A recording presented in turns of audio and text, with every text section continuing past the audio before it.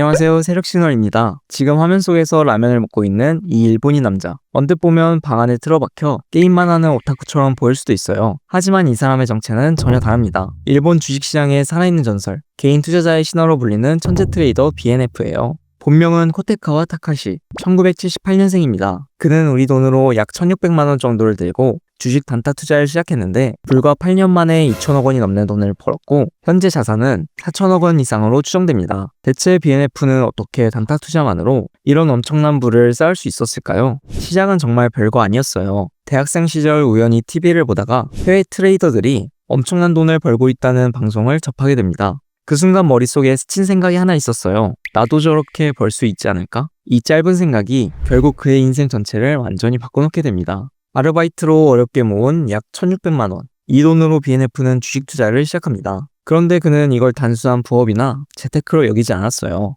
아예 대학까지 중퇴하고 본격적으로 주식시장에 뛰어들었습니다. 말 그대로 전업 트레이더의 길을 선택한 거예요. BNF는 주로 현물 주식에 투자했는데요. 정말 놀라운 지점은 여기 있습니다. 그가 본격적으로 투자하던 시기가 하필 일본 주식시장이 완전히 침체돼 있던 때였다는 거예요. 다들 이 시장은 이제 끝났다며 등을 돌릴 때 BNF는 오히려 냉정하게 종목을 하나하나 분석했습니다. 그리고 단타 트레이딩만으로 기하급수적인 수익을 쌓아 올렸어요. 실제로 BNF는 2007년 일본의 한 공중파 방송에 출연해서 자신의 계좌를 직접 공개한 적이 있어요. 그때 계좌 잔액이 하나로 약 2천억 원 이상이었습니다. 전 세계를 통틀어 계좌가 실제로 공개된 개인 투자자 중에서 가장 많은 돈을 번 사람이 바로 이 BNF였습니다. 소프트뱅크의 손정혜 회장이 그에게 직접 연락해서 자기 대신 주식을 운용해 줄 수 있겠냐고 제안한 적이 있다는 거예요. 그런데 BNF는 이 제안을 받아들이지 않았습니다. 이유를 묻자 그는 이렇게 답했다고 해요. 저는 남의 돈을 굴리기보다 제 돈으로 시장과 싸우는 걸 좋아합니다. 이쯤 되면 궁금해지실 거예요. 도대체 어떤 원칙과 매매법으로 이런 성과를 냈을까? 사실 이 질문 저도 계속 떠나지 않았습니다. 그래서 시간을 들여 BNF의 예전 인터뷰들, 일본 언론 기사, 온라인 커뮤니티 포럼까지 하나하나 찾아봤어요. 그 결과 마침내 그가 실제로 어떤 방식으로 매매했는지, 리스크는 어떻게 관리했는지, 그리고 시장을 이기게 해준 원칙이 무엇이었는지를 정리해낼 수 있었습니다. 영상 후반부에서는 BNF가 실제로 사용했던 매매 비법의 핵심, 그리고 그가 썼던 차트 세팅과 세부 실전 매매법까지 전부 공개해드릴게요. 그러니 중간에 끊지 마시고 끝까지 봐주시길 바랍니다. BNF의 투자 원칙과 매매법을 본격적으로 다루기 전에 24시간 안정적으로 수익을 낼 수 있는 슈퍼트레이더 자동 매매봇에 관심 있으신 분은 더보기나 고정 댓글을 확인 후 문의해주세요. BNF는 한 인터뷰에서 대학 시절 얘기를 했는데 친구도 거의 없이 거의 집에만 있었다고 털어놨어요. 대학을 중퇴하고 전업 트레이더의 길을 택한 뒤로는 단 한 번도 직장을 다녀본 적이 없다고 합니다. 그래서 스스로를 백수라고 부르기도 했대요. 방송에 비친 그의 평소 생활은 그야말로 주식 오타쿠 그 자체였습니다. 그에게 세상은 곧 주식시장이었습니다. 마치 바깥 세상과 단절된 채 오직 주식 하나에만 인생을 걸었던 거죠. 하루 대부분을 차트 앞에서 보내면서 식사도 대충 때웠어요. 컵라면이나 우동으로 간단히 해결하고 곧바로 다시 모니터 앞으로 돌아가 시장을 관찰했습니다. 더 놀라운 건 그렇게 큰 돈을 벌고 난 이후에도 생활이 전혀 달라지지 않았다는 점이에요. 수천억 원대 자산가가 됐는데도 명품이나 슈퍼카, 고급 아파트 같은 건 전혀 사지 않았습니다. 한 언론 인터뷰에서 기자가 최근에 가장 큰 돈을 쓴 게 뭐였나요? 라고 물었을 때 닌텐도 오락기 2대요 라고 대답할 정도였습니다. 이렇게 은둔형 투자 고수였던 BNF의 이름을 일본 전역에 퍼뜨린 결정적인 사건이 있었습니다. 바로 제이콤 주식 사건입니다. 2005년 12월 8일 일본의 대형 증권사인 미즈호 증권에서 한 직원이 상상하기 어려운 주문 실수를 저지릅니다. 당시 이 직원은 1주당 62만 엔에 매도할 예정이었습니다. 하지만 가격과 수량을 반대로 입력하면서 62만 주를 주당 1엔에 매도하는 주문을 내버린 겁니다. 잘못된 주문이 시장에 들어간 직후 제이콤의 주가는 순식간에 하한가까지 떨어졌고 도쿄 증시 전체가 흔들릴 만큼 큰 혼란이 발생했습니다. 결국 미즈호 증권은 이 한 번의 실수로 1조 원이 넘는 손실을 떠안게 됩니다. 시장은 그야말로 패닉 상태에 빠졌습니다.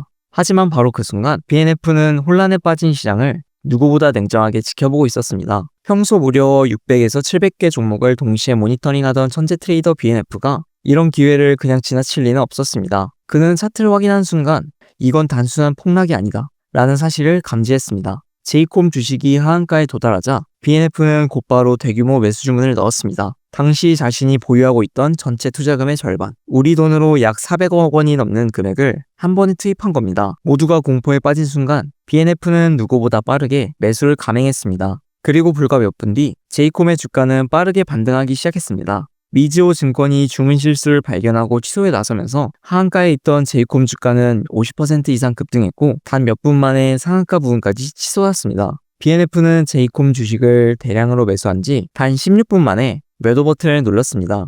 그 순간 그의 계좌에는 200억 원이 넘는 수익이 찍혀 있었습니다. 불과 몇 분 사이 BNF는 단 한 번의 판단으로 한화 약 200억 원 이상을 벌어들인 것입니다. 이날 BNF가 거래한 제이콤 주식은 전체 발행량의 무려 40%에 달했습니다. 이 정도 규모의 지분을 보유하면 일본에서는 대주주 공시의 의무가 발생합니다. 결국 BNF는 직접 공시에 나섰고 세상은 그제야 처음으로 BNF라는 이름을 알게 됩니다. 철저히 모습을 감추고 있던 은둔형 천재 트레이더의 정체가 단 한 번의 거래를 계기로 세상에 공개된 것입니다. 더 놀라운 점은 이처럼 뛰어난 트레이딩 감각을 지닌 BNF가 전문적으로 투자를 배운 적이 없다는 사실입니다. 투자 자격증도 없었고 금융을 체계적으로 공부한 경험도 없었으며 심지어 그를 가르쳐준 멘토조차 없었습니다. 그저 혼자 책상 앞에 앉아 수천 개의 차트를 반복해서 보고 직접 사고 파는 경험을 쌓았을 뿐입니다. 그가 읽은 주식 관련 책도 평소 존경하던 트레이더인 제시 리버모어에 관한 책 단 한 권이었다고 합니다. BNF는 투자에서 이론보다 중요한 것은 실제 시장에서 직접 부딪히며 얻은 경험이라고 말했습니다.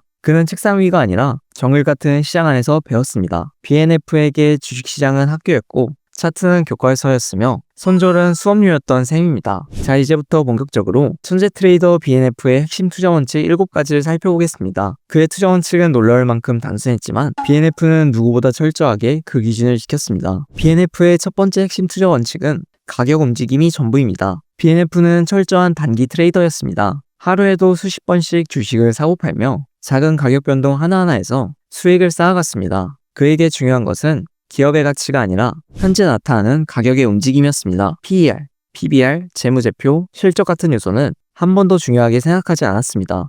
그는 이렇게 말했습니다. 시장은 기업이 아니라 가격이 움직인다. BNF는 기업의 가치보다 시장 참여자들의 행동을 관찰했습니다. 사람들이 실제로 어떻게 사고 파는지, 어느 순간 공포를 느끼고 언제 탐욕을 부리는지를 집중해서 살펴봤습니다. 즉 그는 차트를 단순히 읽는 것이 아니라 그 안에 담긴 시장 심리를 해석했습니다. BNF에게 차트는 단순한 그림이 아니었습니다. 차트는 사람들의 두려움과 욕망이 시각화된 지도였습니다. BNF의 두 번째 핵심 투자 원칙은 기계적인 손절을 통한 철저한 리스크 관리입니다. BNF는 절대 한 번에 큰 수익을 노리지 않았습니다. 항상 손절 기준을 미리 정해두고 한 번의 손실이 전체 자산을 흔들지 않도록 관리했습니다. 그에게 중요한 것은 얼마나 많이 벌었느냐가 아니라 얼마나 오랫동안 시장에서 살아남느냐였습니다. BNF는 이렇게까지 말했습니다. 투자에서 가장 중요한 것은 손절이다. 빨리 손절하지 않으면 시장이 너를 데려간다. 그는 언젠가는 다시 오르겠지만은 희망을 믿지 않았습니다. 가격이 자신의 기준을 깨고 내려가면 망설이지 않고 단칼에 잘라냈습니다. 또한 이렇게 말했습니다. 손실난 종목을 붙잡고 시간을 낭비하느니 상승하는 종목으로 갈아타는 편이 낫다. BNF의 세 번째 투자 원칙은 익절은 기계적으로 하지 말고 감각적으로 하라입니다. 그는 손절은 기계적으로, 익절은 감각적으로 해야 한다고 말했습니다. 단순히 10% 올랐으니 판다는 식으로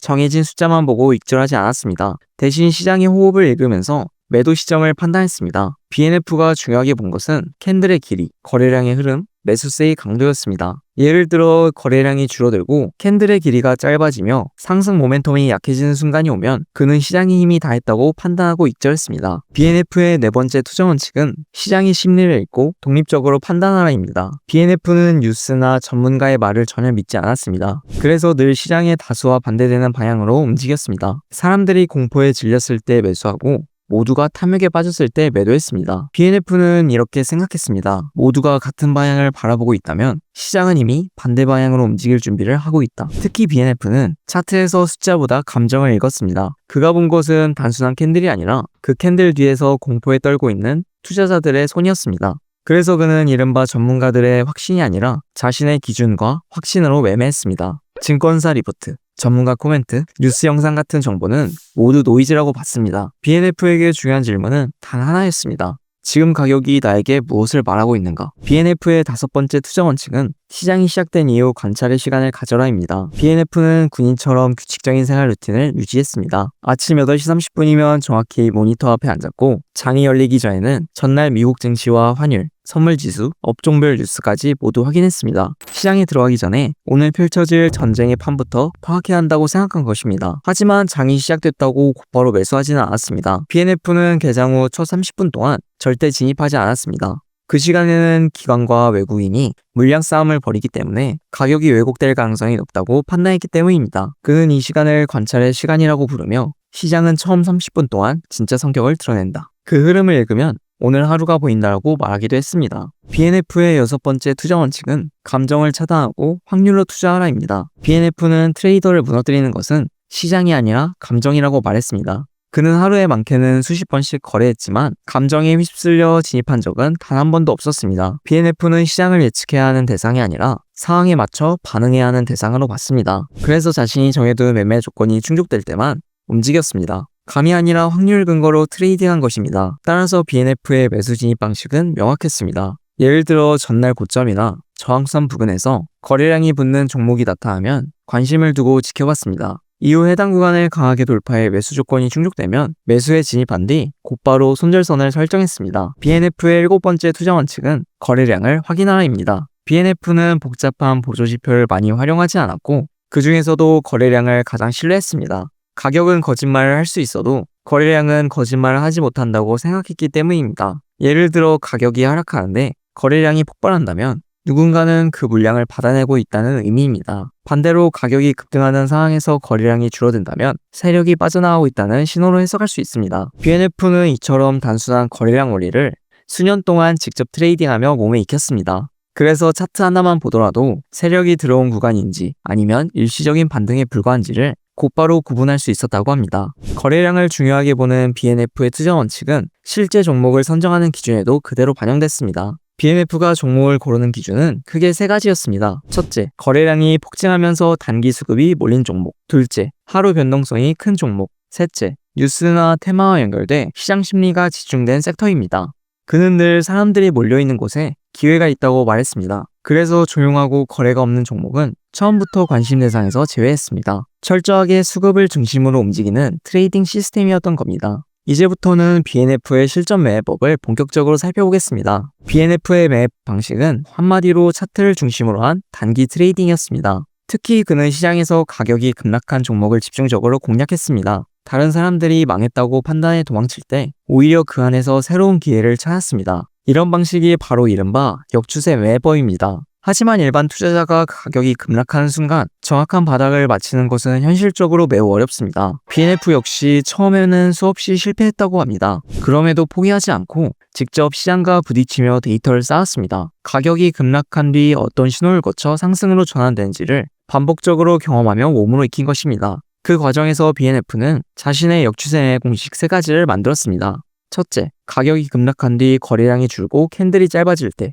둘째, 가격이 더 이상 내려가지 않고 횡보할 때. 셋째, 첫 번째 강한 양봉이 등장할 때입니다. 이 3가지 조건이 동시에 겹치면 BNF는 바닥이 만들어질 가능성이 높다고 판단하고 과감하게 매수했습니다. BNF가 활용한 역추세 매매법에는 보다 구체적인 기준도 있었습니다. 바로 이동평균선입니다. 그 중에서도 BNF가 중요하게 본 것은 25일 이동평균선이었습니다. 그는 가격이 25일 이동평균선에서 지나치게 멀리 하락할 때, 즉 이격도가 크게 벌어졌을 때를 집중적으로 살펴봤습니다. BNF는 이렇게 말했습니다. 가격은 결국 평균으로 돌아온다. 가격이 이동평균선에서 멀어질수록 다시 평균 방향으로 되돌아갈 가능성도 커진다고 본 것입니다. 그래서 그는 25일 이동평균선에서 크게 떨어져 있는 종목을 집중적으로 관찰하며 매매 기회를 찾았습니다. BNF의 역추세 매매법은 단순했지만 기준은 명확했습니다. 가격이 25일 이동평균선 아래로 급락해 이격이 계속 커지다가 25일 이동평균선보다 20에서 35% 아래까지 벌어지면 그 구간을 매수 기회로 판단했습니다. 일반 투자자에게 이 구간은 가장 두렵게 느껴지는 자리입니다. 가격이 급락하면 이 종목은 끝난 것 아닌가? 회사에 문제가 생긴 것 아닌가? 라고 생각하며 공포에 매도하기 때문입니다. 하지만 BNF는 정반대로 움직였습니다. 모두가 공포에 빠졌을 때 가격은 이미 바닥을 만들어가고 있다. 자, 이제 BNF가 실제로 사용했던 매매 비법의 핵심, 그가 활용한 차트 세팅과 세부적인 실전 매매법을 구체적으로 공개하겠습니다. 먼저 차트 상단의 지표 메뉴에서 지수 이동 평균 차트에 추가합니다. 그 다음 왼쪽에 있는 설정 톱니바퀴 아이콘을 눌러 길이, 즉 랭스 값을 25로 변경합니다. 이 선이 바로 BNF가 자주 활용했던 25일 지수 이동평균선입니다. 이제 두 가지 지표를 더 추가합니다. 바로 RSI와 MACD입니다. RSI는 매수와 매도의 과열 구간을 판단할 때 대표적으로 사용하는 지표입니다. BNF는 RSI를 통해 가격이 실제로 반등할 수 있는 에너지가 남아있는지 확인했습니다. RSI를 추가했다면 마지막으로 MACD 지표를 차트에 넣습니다.